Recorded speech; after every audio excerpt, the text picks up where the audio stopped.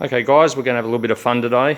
Going to do something I've been meaning to do for a while, which is testing some just readily available pump fuel. Doing this on dyno that we've been building here in the shop for the past year or so. Got to thank Matt DeGraff for a huge amount of machining and teaching me along the way, so I've been part of that process as well. The main focus with this dyno was to make it really, it'll work on anything, but being really good for two strokes. So to that end, there's still a lot of work to do, but it is functional, and done some tests and it's working very well. But as you can see, electronics and things are still sitting about the place. I've got bigger screens to set up and everything else. We're looking here, we do have compensation, automatic compensation for weather conditions for consistency. That's this Weather Watch module. Now we're monitoring here, I'm looking at EGT, exhaust gas temperature, and also air fuel, and getting them from the best locations you can. So we seem to have everything working nicely now. This dyno has been set up to be a combination with inertia and brake.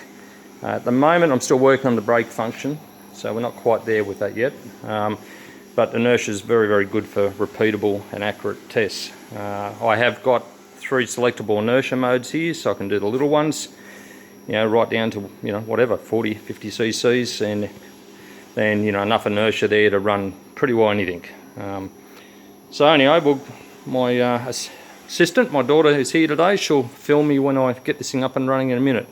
Now I have got 3 fuels that I'll be testing today. I've got BP98, I've got Shell V-Power 98, and I've also got BP95. The bike is just my trail hack. It's a KTM 300 EXC. It's absolutely standard. Just been cleaned up the jetting on it, and that's about all I've been need doing these things. However, as you'll probably notice, the pipe is not optimal.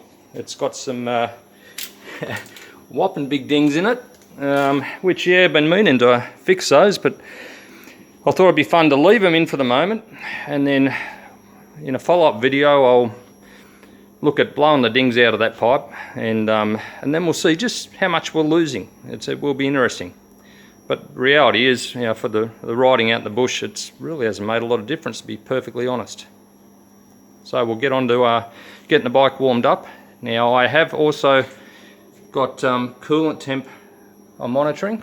That's up on screen there, and for consistency.